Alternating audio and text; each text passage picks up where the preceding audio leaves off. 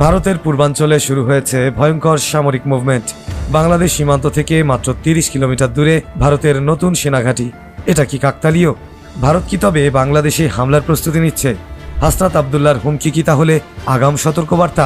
তাহলে কি বাংলাদেশে যে ঘটনা সাম্প্রতিক সময়ে ভারতকে সব থেকে বেশি বিব্রত করছে, তার পাল্টা অ্যাকশনে ভারতের সেনা ঝাঁপাবে? এরপর সেনার পক্ষ থেকে যে ঘোষণা করে দেওয়া হয়েছে তা নিঃসন্দেহে মোহাম্মদ ইউনূসের ঘুম ওড়াবে। এবং মোহাম্মদ ইউনূসের ছাত্রনেতারা যেভাবে দিনের পর দিন ভারতকে দুর্বল ভাবতে শুরু করেছিলেন, ভারতের উদারতাটাকে এই কাইন্ডনেসটাকে মিসইউজ করার চেষ্টা করেছিলেন, তার পাল্টা অ্যাকশন যে ভারত নিতে চলেছে তা কিন্তু পরিষ্কার। ভারতবর্ষের এই যে প্রস্তুতি, সেই প্রস্তুতি কিন্তু খুব ভাবাচ্ছে। একটা ঢিলো যদি পড়ে, তাহলে পরে কিন্তু এখানে হেলিকপ্টারগুলো উড়বে, উড়ে গিয়ে ওখানে কমান্ডো নামবে, ওদেরকে তুলে নিয়ে চলে আসবে। তারপরেতে আমাদের এখানে সৈন্য রয়েছে, তখন বুঝে নেওয়া যাবে আপনাদের কত দম আর ভারতবর্ষকে কতটা আপনারা ওইখানে 7 সিস্টার নিয়ে নেন। তখন বুঝে নেওয়া যাবে আপনাদের কটা মাঠে থাকেন, ওই শাহবাগ চত্বর, তারপরে শহীদ মিনার চত্বর, মধুর ক্যান্টিন, এই সমস্ত জায়গায় আপনাদের কত লোক থাকে, সেটা আমিও দেখে নেব। ভারত গতকাল রাত থেকে বাংলাদেশ আশেপাশের সীমান্তে অনেক সৈন্য মোতায়েন করছে, আরও নতুন নতুন সেনাঘাঁটি তারা তৈরি করছে এবং বাংলাদেশের ভিতরে ড্রোন নিয়ে গিয়ে বিভিন্ন ধরনের অ্যাক্টিভিটিও ভারত দেখাচ্ছে। ভারত বোঝানোর চেষ্টা করছে আমরা চাইলে যে কোনো মুহূর্তে আক্রমণ করতে পারি, যে কোনো মুহূর্তে যে কোনো কিছু করতে পারি। ভারত এখন যে ডিপ্লোম্যাটিক খেলাটা খেলবে, এই ডক্টর গঙ্গুকে পুরো দুমড়ে মুচড়ে ফেলবে। আসসালামু আলাইকুম দর্শক, সিগন্যাল বিডি চ্যানেলের নতুন একটি গুরুত্বপূর্ণ নিউজ ভিডিও নিয়ে আপনাদের মাঝে হাজির হলাম। প্রিয় দর্শক, বাংলাদেশের বর্তমান রাজনৈতিক প্রেক্ষাপট নিয়ে ইতিমধ্যে অনেকগুলো ভিডিওর অংশবিশেষ আপনারা দেখেছেন এবং আশা করি বুঝতে পেরেছেন আজকের ভিডিওটি কতটি গুরুত্বপূর্ণ এবং আকর্ষণীয় হতে চলেছে। প্রিয় দর্শক, ঘুরে ফিরে কিন্তু একটা প্রশ্নই আসছে আমাদের বাংলাদেশে, তবে কি ভারত বাংলাদেশে অচিরেই আক্রমণ করবে? এ বিষয়ে আপনাদের কি মনে হয়? কিছুদিন আগেই হাসনাত আবদুল্লাহ একটি বক্তব্য দিয়েছিলেন। সে বক্তব্যে তিনি বলেছিলেন তিনি 7 সিস্টার্স দখল করবেন। ভারত কিন্তু এটা সহজভাবে নেয়নি, তারা এটি অনেক সিরিয়াস ভাবে নিয়েছে। ভারতের অনেক বাংলাদেশের সাথে যে সীমান্ত ঘেরাও করা আছে, সেই সীমান্তে অনেক সৈন্য মোতায়েন করছে এবং ড্রোনও চালাচ্ছে বাংলাদেশের উপর নজরদারি রাখার জন্য। কিন্তু ভারত এত কাঁচা খেলোয়াড় না, তারা কখনো উপর দিয়ে আক্রমণ করবে না। তারা অপেক্ষা করছে বাংলাদেশ কখন একটি ঢিল ছুড়বে, তার পরিবর্তে ভারত বোমা ছুড়বে। তাহলে কি হতে যাচ্ছে দর্শক, আমাদের বিশ্লেষকদের পুরো ভিডিওটি দেখতে থাকুন। আশা করি পুরো ভিডিওটি দেখলে সম্পূর্ণ ঘটনা বুঝতে পারবেন। এখনো যারা আমাদের চ্যানেলটি সাবস্ক্রাইব করেননি, তারা অবশ্যই আমাদের চ্যানেলটি সাবস্ক্রাইব করে পাশে থাকা বেল আইকনটি অন করে দিবেন। আর যারা ইতিমধ্যে সাবস্ক্রাইব করেছেন তাদেরকে অসংখ্য ধন্যবাদ। তো প্রিয় দর্শক, চলুন আর কথা বাড়াবো না, একটি লাইক দিয়ে মূল ভিডিওতে যাওয়া যাক। ভারতের পূর্বাঞ্চলে শুরু হয়েছে ভয়ঙ্কর সামরিক মুভমেন্ট। বাংলাদেশ সীমান্ত থেকে মাত্র 30 কিলোমিটার দূরে ভারতের নতুন সেনাঘাঁটি। এটা কি কাকতালীয়? ভারত কি তবে বাংলাদেশে হামলার প্রস্তুতি নিচ্ছে? হাসনাত আবদুল্লাহর হুমকি কি তাহলে আগাম সতর্কবার্তা? ভারতের পূর্বাঞ্চলের যে 7টি রাজ্য আলাদা করার হুমকি এনসিপি নেতা হাসনাত আবদুল্লাহ দিয়েছেন, তা হয়তো একেবারেই অবান্তর নয়। কারণ দেখা যাচ্ছে ভারতের আগে থেকেই বাংলাদেশে হামলা করার ছক কষছে। সাম্প্রতিক সময়ে ভারতের সামরিক প্রস্তুতি অন্তত তাই বলছে। বেশ কিছুদিন ধরেই ভারত তার সেনাবাহিনীকে বাংলাদেশ সীমান্তের কাছাকাছি নিয়ে আসছে, ভারী অস্ত্র দিয়ে তৈরি করছে নতুন নতুন সেনাঘাঁটি। গত বছর আগস্টে হাসিনা সরকার পতনের পর থেকেই মূলত ভারত বাংলাদেশকে নিয়ে নিরাপত্তা শঙ্কায় ভুগছে। কারণ হাসিনা ভারতকে সব দিক থেকে ওপেন অ্যাক্সেস দিয়ে রেখেছিল। ফ্রি বন্দর, ট্রানজিট, রাজনীতি, প্রশাসন, এমনকি সামরিক বাহিনীতেও ভারতের একচ্ছত্র কর্তৃত্ব ছিল। কিন্তু গণ অভ্যুত্থানের পর সেই দৃশ্যপট পুরোটাই পাল্টে গেছে। ভারতের কাছে এখন পাকিস্তান বা চীনের মতোই আরেক আতঙ্কের নাম বাংলাদেশ। আর এসব কারণেই 2025 সালে দক্ষিণ এশিয়ায় সবচেয়ে ভয়ঙ্কর সামরিক মুভমেন্ট দেখা যাচ্ছে। ভারতের পূর্বাঞ্চলীয় commander lieutenant general R C. Tiwari ধুবড়ির বামুনিগাঁওয়ে স্থাপন করলেন লাচিত বরফুকান মিলিটারি স্টেশন, যা বাংলাদেশের সীমান্ত থেকে মাত্র 30 কিলোমিটার দূরত্বে অবস্থিত। বিশ্লেষকদের মতে এটি কোনো সাধারণ সেনাঘাঁটি নয়, এটি একটি কৌশলগত চাপের কেন্দ্র বা স্ট্র্যাটেজিক প্রেসার পয়েন্ট। এই সেনাঘাঁটিতে থাকছে প্রায় 1,500 হাই ইম্প্যাক্ট পদাতিক সেনা, একটি এলিট প্যারা কমান্ডো ইউনিট, একটি high response strike unit, advance surveillance and spy system, সব মিলিয়ে ফায়ার পাওয়ার উইথ ইন্টেলিজেন্স। একই সাথে এখানে ট্যাঙ্ক, আর্টিলারি স্ট্রাইক ও এরিয়াল ফায়ার পাওয়ারও বাড়ানো হচ্ছে। ভারত যাই বলুক, এটাকে স্পষ্টভাবে সামরিক আগ্রাসনের পূর্ব প্রস্তুতি বলেই মনে করছেন সামরিক বিশ্লেষকরা। তারা বলছেন ভারতের সবচেয়ে বড় ভৌগোলিক দুর্বলতা চিকেন নেককে সুরক্ষিত করতে প্রতিবেশী সীমান্তে আগ্রাসী সামরিক উপস্থিতি তৈরি করছে তারা, যার উদ্দেশ্য সীমান্ত নিয়ন্ত্রণে কৌশলগত সুবিধা নেয়া। বাংলাদেশকে সামরিকভাবে দুর্বল ধরে শক্তি প্রদর্শনের ভারতের এই পদক্ষেপ কার্যত দক্ষিণ এশিয়ার পাওয়ার ব্যালেন্সকে নাড়িয়ে দিচ্ছে। কারণ বাংলাদেশে সামরিক অভিযান চালানোর সত্যিকারের সক্ষমতা ভারতের আছে বলে মনে করেন না অনেক সামরিক বিশ্লেষক। ইতিহাস বলছে ভারত বহু সামরিক ধাক্কা খেয়েছে, পাকিস্তানের বিরুদ্ধে একাধিক সংঘাতে ব্যর্থতা, আর সেই সাথে চীনের সামনে নির্মম পরাজয়। শেষমেশ আঞ্চলিক শক্তির ভারসাম্যে নিজেদের আধিপত্য ধরে রাখতে মরিয়া ভারতের জন্য তাই বাংলাদেশই শেষ ভরসা, যেখানে সামরিক শক্তি জড়ো করে প্রভাব খাটানো যায়। দক্ষিণ এশিয়ায় ক্ষমতার লড়াইয়ে নতুন খেলার মাঠ তৈরি হয়েছে, আর এবারের খেলায় দুই প্রতিপক্ষ বাংলাদেশ ও ভারত। বিশাল আয়তন, বৃহৎ অর্থনীতি আর সামরিক পরাশক্তি হলেও ভারত বাংলাদেশকে দুর্বল ভেবে সরাসরি আক্রমণ করলে তাতে ভারতের ক্ষতি বেশি হবে, এমনটাই মনে করেন সামরিক বিশ্লেষকরা। কারণ ভারতের পূর্বাঞ্চলের অখণ্ডতা অনেকটাই নির্ভর করে বাংলাদেশের রাজনৈতিক স্থিতিশীলতার ওপর। বিশ্লেষকরা বলছেন বাংলাদেশের জন্য এখন জরুরি সীমান্ত প্রতিরক্ষা আধুনিক করা, সেই সাথে সামরিক সক্ষমতা আরও বহুগুণ বাড়ানো, আঞ্চলিক আধিপত্য নিয়ন্ত্রণ করতে নতুন কৌশলগত পরিকল্পনা এবং সেই সাথে জাতীয় নিরাপত্তাকে সর্বোচ্চ অগ্রাধিকার দিয়ে দেশের ভেতরে সকল বিদেশি গোয়েন্দা, বিশেষ করে রয়ের কার্যক্রমকে বন্ধ করে দেয়া। কারণ দক্ষিণ এশিয়া এখন জিওপলিটিক্যাল পাওয়ার গেমের কেন্দ্রবিন্দু, আর তার কেন্দ্রে এখন বাংলাদেশ। এবার বাংলাদেশকে নিয়ে অত্যন্ত দ্রুততার সঙ্গে এক চমকপ্রদ পদক্ষেপ নিল ভারতের সেনা, এবং চট্টগ্রাম থেকে 50 কিলোমিটার দূরে আজকে ভারতের সেনাবাহিনীর সদস্যরা এবং টপ ক্লাস যে অফিসিয়ালরা আছে তারা কিন্তু রেইকি করলেন। কিসের জন্য এই রেইকি, এই প্রশ্ন কিন্তু হঠাৎ করে উঠতে শুরু করেছিল সামাজিক মাধ্যমে।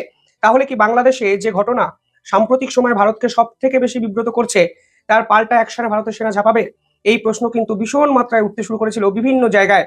এরপর সেনার পক্ষ থেকে যে ঘোষণা করে দেওয়া হয়েছে তা নিঃসন্দেহে মোহাম্মদ ইউনূসের ঘুম ওড়াবে, এবং মোহাম্মদ ইউনূসের ছাত্রনেতারা যেভাবে দিনের পর দিন ভারতকে দুর্বল ভাবতে শুরু করেছিলেন, ভারতের উদারতাটাকে মানে এই কাইন্ডনেসটাকে মিসইউজ করার চেষ্টা করেছিলেন, তার পাল্টা অ্যাকশন যে ভারত নিতে চলেছে তা কিন্তু পরিষ্কার। যে তথ্য সামনে এসছে সেখানে বলা হচ্ছে ভারতের সেনাবাহিনীর সদস্যরা মিজোরামে একটি মিলিটারি বেস তৈরি করতে চলেছেন জরুরিকালীন ভিত্তিতে, এবং যে বেসটি তৈরি করা হবে তা চট্টগ্রাম থেকে 50 কিলোমিটার দূরে মাত্র। এর আগে কখনো চট্টগ্রাম সীমান্তের কাছে ভারত কিন্তু মিলিটারি বেস বা মিলিটারি ডিপ্লয়মেন্ট করেনি। ইতিহাসে এই প্রথমবারের জন্য চট্টগ্রামকে কেন্দ্র করে ভারত বড় সড়ো পরিকল্পনা করলো, এবং তা কিন্তু ভারত অফিসিয়ালি জানিয়েছে। ইন্দো বাংলাদেশ বর্ডারের কাছে ভারতের যে eastern commander lieutenant general R C. Tiwari, যিনি অফিসার, তিনি আইজলের কাছে আজকে রেইকি করতে যান, এবং আইজলে যেখানে তিনি রেইকি করতে যান সেই জায়গাটির নাম থুয়াংপুই। সেখান থেকে তিনি নির্দিষ্ট দুটো জায়গায় তিনি গেছিলেন। একাধিক সোর্স এটাকে কনফার্ম করছেন। তিনি প্রথমে গেছিলেন পারভা নামক একটি জায়গায়, এবং দ্বিতীয় যে জায়গাটি তিনি দেখেছেন তা হলো সিলসুরি নামক একটি জায়গা। এবং এই পুরো ঘটনাটি কিন্তু ঘটে আজকে, অর্থাৎ 19শে ডিসেম্বর। হঠাৎ করে lieutenant general eastern commander top class official কেন চট্টগ্রাম সীমান্তের কাছে একাধিক জায়গা দেখছেন তা নিয়ে কিন্তু বিভিন্ন প্রশ্ন বিভিন্ন জায়গায় উঠতে শুরু করেছিল। পারভা নামক যে জায়গাটি প্রাথমিকভাবে ভারতের সেনাকর্তা দেখেছেন সেটি চট্টগ্রাম থেকে 50 কিলোমিটার দূরে মাত্র। এই প্রথমবার এই জায়গাটিকে এইভাবে ভারতের সেনাবাহিনীর সদস্যরা আরো গুরুত্ব সহকারে বিবেচনা করছেন। সেকেন্ড যে জায়গাটির কথা বলা হয়েছে সেই জায়গাটি সিলসুরি, এবং এটি কিন্তু বাংলাদেশের সীমান্ত থেকে অর্থাৎ চট্টগ্রাম সীমান্ত থেকে 60 কিলোমিটার দূরে, অর্থাৎ পারভা নামক এই জায়গাটির কিছুটা উপরে অবস্থিত। সোর্স বলছে, মিলিটারি তথ্য বলছে যে পারভা এবং সিলসুরি যে কোনো একটি জায়গার মধ্যে ভারত জরুরিকালীন ভিত্তিতে মিলিটারি ডিপ্লয়মেন্ট করবে, অর্থাৎ এই একটি জায়গাকে কেন্দ্র করে ভারত তার নবনির্মিত মিলিটারি বেস তৈরি করছে, এবং পরিষ্কার বোঝা যাচ্ছে এই অঞ্চলে মিলিটারি বেস তৈরি করা মানে বাংলাদেশকে লক্ষ্য করে ভারত কিন্তু বড় সড়ো কিছু পরিকল্পনা করছে, তা কিন্তু এক কথায় পরিষ্কার। একাধিক নিউজ এটাকে কনফার্ম করেছে যে আসলে এই অঞ্চলের জায়গাগুলোকে রেইকি করা মানে ভারতের সেনাবাহিনী খুব দ্রুততার সঙ্গে তাদের প্ল্যানটাকে কিন্তু কনফার্ম করে ফেলেছে, এবং স্যাংশন হয়ে যাবে, যে কোনো একটি জায়গা তারা বেছে নেবে, এবং অ্যাজ সুন অ্যাজ পসিবল এখানে S-400 ডিফেন্স সিস্টেম, আমাদের Rafael fighter jet, BrahMos missile, আমাদের একাধিক গুরুত্বপূর্ণ অস্ত্র, ট্যাঙ্কার, সেগুলো কিন্তু ডিপ্লয় করতে শুরু করবে ভারতের সেনাবাহিনীর সদস্যরা, এবং সেই মুভমেন্ট কিন্তু অলরেডি শুরু হয়ে গেছে। দেখুন পার্টিকুলার এই জায়গাটাকে নিয়ে এত কেন ইন্টারেস্ট বাড়ছে ভারতের। এই অঞ্চলে এর আগে ভারত কিন্তু Dimapur base 3 core military base deployment করেছিল, অর্থাৎ দিমাপুরকে কেন্দ্র করে 3 কোম্পানি মিলিটারি বেস এই অঞ্চলে ছিল, কিন্তু চট্টগ্রাম বেসকে কেন্দ্র করে কিন্তু কখনোই ভারত কিন্তু এই পরিকল্পনা করেনি। দিমাপুরের যে সেনা ঘাঁটিটা নিয়ে এত কথা আমি বলছি সেটি কিন্তু ওয়ার্ল্ড ওয়ারের সময় তৈরি, অর্থাৎ দ্বিতীয় বিশ্বযুদ্ধের সময় বা বিশ্বযুদ্ধের সময় থেকেই এই দিমাপুরের মিলিটারি ঘাঁটিটা কিন্তু অ্যাক্টিভ।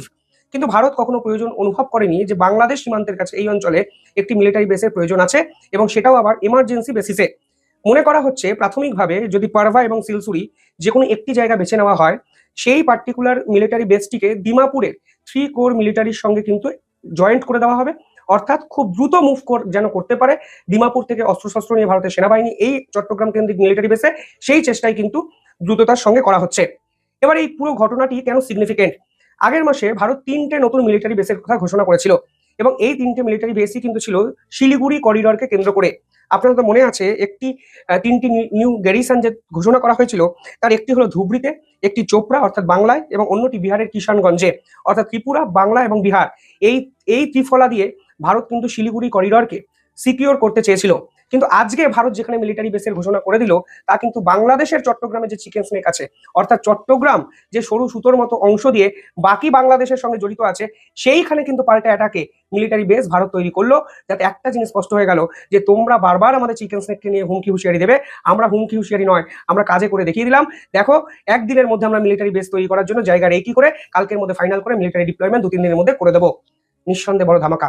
আমার মনে হয় মোহাম্মদ ইউনূসের সিলেবাসের বাইরে ভারত কিন্তু এবার খেলে দিয়েছে। যে তথ্য আরো সামনে এসছে সেখানে বলা হচ্ছে এই পার্টিকুলার জায়গায় 85টি বর্ডারের আউটপোস্ট আছে এবং সেগুলোকেই ভারত এবার নতুন করে অপারেশনাল হাবে কিন্তু কনভার্ট করছে। অর্থাৎ বর্ডার আউটপোস্ট শুধুমাত্র সিকিউরিটিকে কংক্রিট করার জন্য ব্যবহার করা হতো এতদিন, কিন্তু এবার প্রতিটি সিকিউরিটি পোস্ট সেগুলি অপারেশনাল হাব হবে, অর্থাৎ সেই পার্টিকুলার জায়গাগুলো থেকেও শত্রুকে আক্রমণ করার জন্য যে ধরনের ইকুইপমেন্ট দরকার, টেকনোলজি দরকার, সমস্ত কিছু কিন্তু বদলে যেতে চলেছে। অর্থাৎ একটা জিনিস পরিষ্কার, ভারত কিন্তু একদম বাংলাদেশের সীমান্তে নিঃশ্বাস ফেলতে শুরু করলো চট্টগ্রামকে কেন্দ্র করে।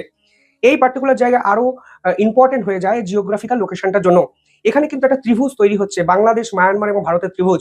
ফলে যদি এই অঞ্চলে একটি মিলিটারি আউটপোস্ট করা সম্ভব হয়, তাহলে শুধুমাত্র বাংলাদেশ নয়, এখানে মায়ানমারের উপরেও কিন্তু কড়া সার্ভেলেন্স ভারত রাখতে পারবে, যেটা এই মুহূর্তে আমাদের 7 সিস্টার্সের সুরক্ষার জন্য কিন্তু খুবই ইম্পর্টেন্ট। অর্থাৎ সব মিলিয়ে ভারত যে হাত গুটিয়ে বসে নেই, তা কিন্তু ভারতের সেনা আজকে বুঝিয়ে দিল এবং এত বড় ধামাকাদার একটা পদক্ষেপ নিয়ে মোহাম্মদ ইউনূসের ঘুম নিঃসন্দেহে উড়িয়ে দিল, তা কিন্তু কোনো সন্দেহ আর থাকলো না। গতকাল থেকেই অনেকেই আমাকে জিজ্ঞেস করছে, ভাইয়া ভারত কি বাংলাদেশের উপর আক্রমণ করবে, আর আক্রমণ করলে কখন করবে? আজকে এই বিষয় নিয়ে একটি পূর্ণাঙ্গ আলোচনা করব। আশা করছি সকল বিষয় ক্লিয়ার হয়ে যাবে। এই যে ডক্টর ইউনূস গংরা বাংলাদেশ এখন শাসন করছে, এই গংরা অনেকদিন থেকে চাচ্ছে ভারতকে উস্কিয়ে দিতে এবং ভারত যাতে বাংলাদেশে আক্রমণ করে। অনেক কিছু করার পরও, অনেক বক্তব্য দেওয়ার পরও, অনেক উস্কানি দেওয়ার পরও ভারত কিন্তু বাংলাদেশে ডাইরেক্ট কোনো অ্যাকশন নেয়নি এবং আক্রমণও করেনি। কিন্তু গতকালকে তারা ভারতের হাই কমিশনার কার্যালয়ের মধ্যে আক্রমণ করে বসে এবং হাই কমিশন যিনি আছে সহকারী বাংলাদেশে চট্টগ্রামে, তার বাসভবনে আক্রমণ করে। এখন অনেকে ভয় পাচ্ছে সত্যি কি ভারত আক্রমণ করে দিবে, এই ব্যাপারটাকে ইস্যু করে। তাদের উদ্দেশ্যে আমি বলছি, ভারত এত কাছাকাছি করবে না, কারণ এই জঙ্গিরা যা চাচ্ছে ভারত সেটা করবে না, তার উল্টোটো করবে। কারণ ভারতের ডিপ্লোম্যাটিক চিন্তাধারা একটু ভিন্ন, গরম গরম কোনো কাজ করে না। কারণ ভারত ভালো করেই জানে, তারা ইচ্ছা করেই চাচ্ছে ভারত তাদেরকে একটু হামলা করুক, বাংলাদেশ হামলা করুক, যাতে তাদের যে এজেন্ডা আছে সেটা খুব ভালোভাবে বাস্তবায়ন করতে পারে। কিন্তু এটা সত্য, ভারত গতকাল রাত থেকে বাংলাদেশ আশেপাশের সীমান্তে অনেক সৈন্য মোতায়েন করছে, আরো নতুন নতুন সেনাঘাঁটি তারা তৈরি করছে এবং বাংলাদেশের ভিতরে ড্রোন নিয়ে গিয়ে বিভিন্ন ধরনের অ্যাক্টিভিটিও ভারত দেখাচ্ছে। ভারত বোঝানোর চেষ্টা করছে আমরা চাইলে যে কোনো মুহূর্তে আক্রমণ করতে পারি, যে কোনো মুহূর্তে যে কোনো কিছু করতে পারি, কিন্তু আমরা করবো না। কিন্তু এটা সত্য, ভারত এখন যে ডিপ্লোম্যাটিক খেলাটা খেলবে, এই ডক্টর ইউনূসকে পুরো দুমড়ে মুচড়ে ফেলবে। এটা কিন্তু সত্য কথা। ভারতের সাথে এভাবে আচরণ শুধু বাংলাদেশে নতুন করছে না, নেপালও করেছিল। নেপালের কি অবস্থা এখন আপনারা ভালো করে জানেন। সেম মালদ্বীপও করেছিল, মইজুরও কি অবস্থা করেছে এটা ভালো করে জানেন। পরবর্তীতে মইজু বাধ্য হয়ে নরেন্দ্র মোদীর সাথে সমঝোতা করতে বাধ্য হয়েছে, কারণ ভারতের কূটনীতিগুলো এমনই। ছোট দেশ যত উস্কানি দেয় তাদেরকে হামলা করে না, তাদেরকে এমনভাবে কূটনীতিকভাবে দুমড়ে মুচড়ে ফেলে, তারা বাধ্য হয় সমঝোতা করতে। আর বাধ্য না হলে তাদের দেশের জনগণই ও সরকার প্রধানকে কামড়িয়ে খেয়ে ফেলবে। এই পরিস্থিতি ভারত ক্রিয়েট করে। এখন বাংলাদেশের মধ্যে ভারতের মেইন এজেন্ডা হচ্ছে বাংলাদেশ থেকে পাকিস্তানের যে আইএসআই জঙ্গিগুলো আছে ওগুলাকে উৎপাদন করা, ওগুলাকে বাংলাদেশ থেকে বিতাড়িত করা। ওগুলা শুধু ভারতের জন্য হুমকি না, বাংলাদেশের জনগণের জন্য হুমকি। বাংলাদেশের যত রাজনৈতিক বড় দল আছে, আওয়ামী লীগ বলেন, বিএনপি বলেন, জাতীয় পার্টি বলেন, তাদের জন্য হুমকি। কারণ এই পাকিস্তানি জঙ্গি আইএসআই এর সাথে সম্পূর্ণরূপে সম্পৃক্ত আছে এই জামাত ইসলাম এবং ডক্টর ইউনূস গংরা। তারা এই জঙ্গিদের সহায়তায় বাংলাদেশে এই ধরনের যত অপকর্ম আছে, ভারত বিরোধীতে আছে, সকল কিছু জনমনে ছড়িয়ে দিচ্ছে এবং বাংলাদেশের সকল গুরুত্বপূর্ণ জায়গাগুলো ধ্বংস করে দিচ্ছে। এটাই হচ্ছে তাদের মূল এজেন্ডা। তাই আমি ক্লিয়ার করে বলতে চাচ্ছি, ভারত বাংলাদেশে ডাইরেক্টলি কোনো আক্রমণ করবে না, ভারত কূটনীতিকভাবে আক্রমণ করবে। কূটনীতিকভাবে যা কিছু করার বাংলাদেশের সাথে সকল কিছুই করবে। তারা মনে করেছে ভারতেরকে উস্কি দিয়ে এবং ভারতের হাই কমিশনকে আক্রমণ করে ভারতের সাথে একটা ছোট স্কেলে যুদ্ধ লাগাতে পারবে, সেটাও তারা ব্যর্থ হবে। বরং তারা একটা উপকার করে দিয়েছে বাংলাদেশ আওয়ামী লীগের। ভারতকে যত উস্কানি দিবে, যত অ্যাগ্রেসিভ করবে, ভারতকে যত গালাগালি করবে, ভারতের 7 সিস্টার্স যত খেয়ে ফেলবে বলবে, ততই আওয়ামী লীগের জন্য এটা প্লাস পয়েন্ট। কারণ ভারত তখন আরো বেশি অ্যাক্টিভ হয়ে যাবে আওয়ামী লীগকে তাড়াতাড়ি ফেরানোর জন্য। তাই ভারত বিরোধিতা করে, ভারতকে গালাগালি করে, ভারতের 7 সিস্টার্স খেয়ে দিবে বলে ভারতের হাই কমিশনকে আক্রমণ করে, এটা আওয়ামী লীগের ফায়দা করে দিচ্ছেন। এগুলো না করে বিএনপি যদি ভারতের সাথে একটা নেগোসিয়েশন করতো, ডক্টর যদি বসে আলোচনা করে একটা নেগোসিয়েশন করতো, তাহলে আওয়ামী লীগ ফিরতে অনেক দেরি হতো। ভারত আওয়ামী লীগের ব্যাপারটা নিয়ে ফোকাস কম দিত, মনোযোগ কম দিত, এবং বাংলাদেশের আক্রমণের ব্যাপার তো চিন্তাই করতো না, এবং কূটনীতিকভাবে বাংলাদেশকে তো প্রেসারে ফেলারও চিন্তা করতো না। এখন ভারত কি করবে, বহির্বিশ্বের কাছে দেখানো শুরু করে দিয়েছে অলরেডি, বা দেখাবে। দেখেন বাংলাদেশ জঙ্গি রাষ্ট্র হয়ে গিয়েছে। দক্ষিণ এশিয়ার জন্য এই জঙ্গিদের কারণে আমরাও হুমকি স্বরূপ, আমাদের সার্বভৌমত্ব হুমকি স্বরূপ, এবং দক্ষিণ এশিয়ার মধ্যে হুমকি অবস্থা তৈরি হয়ে গেছে। এখন বাংলাদেশের রেজিমটা চেঞ্জ করাতে হবে, আওয়ামী লীগকে আবার ফিরিয়ে আনতে হবে, আওয়ামী লীগকে আবার ক্ষমতা আনতে হবে। আওয়ামী লীগ ওই রেজিমটা থাকলেই এই দক্ষিণ এশিয়ার মধ্যে, এই বাংলাদেশের মধ্যে জঙ্গি আস্ফালন ঘটে না, এবং আমরাও নিরাপদ, দক্ষিণ এশিয়া নিরাপদ, এবং আমাদের সার্বভৌমত্ব নিরাপদ থাকবে। অটোমেটিক্যালি ভাবে বিশ্বের সকল দেশ ভারতের সাথে একমত হয়ে এই বাংলাদেশের ব্যাপার নিয়ে মাথা ঘামানো শুরু করবে। অটোমেটিক রেজিম চেঞ্জ হয়ে যাবে। যতই জঙ্গিপনা দেখানো, যতই আস্ফালন দেখানো, যতই আওয়ামী লীগের নেতাদের ঘর বাড়ি জ্বালিপুরে দেখা হোক, ধানমন্ডি 32 ভাঙা হোক, আরে ভাই কোনো লাভ নেই। 10 থেকে 12 কোটি মানুষ বাংলাদেশে আওয়ামী লীগের সমর্থক আছে, তারা তো এখনো বাংলাদেশে আছে। কয়জন আর বিদেশে গিয়েছে, কথা বোঝেন নাই? যতই আগুন জ্বালাক, যতই ধ্বংস করুক, মন থেকে আদর্শ কখনো মুছে ফেলা যায় না। তাই যতই কিছু করছেন, ভারত বিরুদ্ধে যতই কিছু দেখাচ্ছে, সকল কিছু আওয়ামী লীগের প্লাস পয়েন্টই হচ্ছে। আওয়ামী লীগের কোনো এখানে ক্ষতি হচ্ছে না, বরং আপনারা যে জঙ্গি, আপনারা যে 5 আগস্ট জঙ্গিপনা দেখিয়েছেন, বহির্বিশ্বের কাছে আবারও ক্লিয়ার হয়ে গিয়েছে। এসব কার্যকলাপের কারণে আওয়ামী লীগ আরো তাড়াতাড়ি ফিরে আসবে, এবং আপনাদের ইমেজ একেবারে তলানিতে। জনগণ যা কিছু বোঝা, সকল কিছু বুঝে গিয়েছে, যে চোরকে বলেন চুরি করো, গৃহস্থকে বলেন সজাগ থাকো। এক পক্ষ গিয়ে সকল কিছু ধ্বংস করে, আরেক পক্ষ গিয়ে উদ্ধার করে, আরেক পক্ষ গিয়ে বলে এগুলা ঠিক হচ্ছে না, ষড়যন্ত্র হচ্ছে। কারা ষড়যন্ত্র করছে? তোমরাই ক্ষমতায়, তোমরাই আন্দোলন করো, তোমরাই ভাঙো, তোমরাই ধ্বংস করো, তোমরাই হত্যা করো, তোমরাই সকল আইন বানাও, তোমরাই আদালতে ঢুকাও, তোমরাই নিজেরা বলো যে কোনো মামলা ছাড়া আওয়ামী লীগ ছাত্রলীগের কর্মীদেরকে জেলে নেওয়া যায়। আবার তোমাদের পুলিশের ডিআইজি বরিশালের মধ্যে বক্তব্য দেয় যে পুলিশের যত ধারা, আকাশের তত তারা। মানে আওয়ামী লীগের কর্মীদের, ছাত্রলীগের কর্মীদের জেলে ঢুকাতে কোনো মামলা লাগে না। কথা বুঝে না? বলে আমি এসপি পাঠাতে পারতাম, আমি এসপি পাঠান, আমি নিজে এসে কথা বলতেছি। কেমন ডিআইজি নিয়োগ দিছে এবার চিন্তা করেন বরিশাল রেঞ্জে। সারা বাংলাদেশে এই চিত্র, এই হচ্ছে বাংলাদেশের বাস্তবতা। 10-12 কোটি মানুষকে যদি জেলে পড়তে হয় মামলা ছাড়া, বাংলাদেশের অর্ধেকের থেকে বেশি শুধু জেলই করতে হবে। কথা বুঝেন না? আর 10-12 কোটি মানুষ যখন দেয়ালে পিঠ থেকে যাবে, তখন দেশের মধ্যে গৃহযুদ্ধ হবে, ম্যাসাকার পরিস্থিতি হবে, কচু কাটা হবে, কেউ বাঁচবে না। গৃহযুদ্ধ তৈরি হলে কেউ বাঁচবে না। আওয়ামী লীগের সমর্থকরা মতো তোমরা মরবা, দেশটাই থাকবে না। এটাই তো চেয়েছে পাকিস্তান, দেশটাই না থাকুক। আর তোমরা সেদিকে পা দিচ্ছ, তোমরা আবার দেশ ধ্বংস করছো। ভারতের সাথে এত কিছু করার পরও ভারত এখনো কোনো আক্রমণ করছে না, দেশের কোনো ক্ষতি করছে না, বরং তোমরা এখনো ভারত বিরোধিতা করছো, ভারতের হাই কমিশন আক্রমণ করছো, আওয়ামী লীগের নেতাদের ঘর বাড়ি ধ্বংস করছো, দেশের জিনিসপত্র ধ্বংস করছো, দেশের অবকাঠামো ধ্বংস করছো। ক্ষতি নিজেদের করছো। আসামি ধরে নিলাম, পালিয়ে গিয়েছে ইন্ডিয়া। আসামি তোমাদেরই লোক, তারপরও পালিয়ে গিয়েছে ইন্ডিয়া, ধরে নিলাম। আসামিকে কিছু করতে পারছো না। আসামির মা বাবাকে ধরে নিয়ে আসছো, আসামির গার্লফ্রেন্ডকে ধরে নিয়ে আসতেছো, আসামির স্ত্রীকে ধরে নিয়ে আসতেছো। বাংলাদেশের জনগণ তোমরা নাকি তোমরা দেশের সকল কিছু ধ্বংস করে দিচ্ছ, নিজেদের ক্ষতি করতেছো। কি বুঝতে চাই এগুলো করে? তোমরা আসলে পাকিস্তানি জন্য এগুলা দেশের জিনিসের প্রতি মায়া দরদ নাই। যখন ছাত্রলীগের নিরীহ অনেক কর্মীদেরকে এভাবে নিঃস্ব করে রাস্তার মধ্যে পিটিয়ে মেরেছো, তখন তোমাদের ধন খারায়নি, তখন তোমাদের কষ্ট হয়নি? যখন ছাত্রলীগের অনেকের মাত্র বাচ্চা হয়েছে, তখন বাচ্চা তার বাবাকে দেখতে পারে নাই, এরকম অনেককে মেরে ফেলেছো, তখন তোমাদের কষ্ট হয়নি? অনেকে খানা না দিয়ে, পানি না দিয়ে মেরে ফেলেছো, তখন তোমাদের কষ্ট হয়নি? এখন তোমাদের চেতনাদণ্ড দাঁড়িয়ে গিয়েছে, কারণ হাদি একজন জঙ্গি, তোমাদের মতো লোক। তাকে তোমরা নিজেরা মেরে জনগণের মধ্যে ইমোশন তৈরি করতেছো। ভারত বিরোধিতা রাজনীতি করতেছো, আওয়ামী লীগ বিরোধিতা রাজনীতি করতেছো। লাভ নাই। পাকিস্তানপন্থী রাজনীতি বাংলাদেশে হয়তো এখন চাঙ্গা আছে, কিছুদিন পরে চিরতরে বিলীন হয়ে যাবে। এটা ইতিহাস বলে। তাই ইতিহাসকে কখনো তোমরা বিকৃতি করতে পারবে না, যতই মিথ্যাচার করো। আবারও ইতিহাস সত্যতে পরিণত হবে। আগামীতে আওয়ামী লীগ সকল কিছুর দাঁত ভাঙ্গা জবাব দিবে। আর ভারতের অপমানের দাঁত ভাঙ্গা জবাব যুদ্ধের মাধ্যমে না দিলেও কূটনৈতিক ভাবে দিবে। আর সে জবাব তোমরা সইতে পারবে না। প্রিয় দর্শক, ইতিমধ্যে আপনারা আমাদের পুরো ভিডিওটি দেখেছেন। ভিডিওটি দেখে কি জানলেন এবং বুঝলেন, অবশ্যই আপনাদের মূল্যবান মতামতটি আমাদের কমেন্ট বক্সে জানাতে ভুলবেন না। এখনো যারা আমাদের চ্যানেলটি সাবস্ক্রাইব করেননি, তারা অবশ্যই আমাদের চ্যানেলটি সাবস্ক্রাইব করে পাশে থাকা বেল আইকনটি অন করে দিবেন, এরকম নিত্য নতুন প্রতিদিন গরম গরম নিউজ আপডেট পেতে। ধন্যবাদ সবাইকে।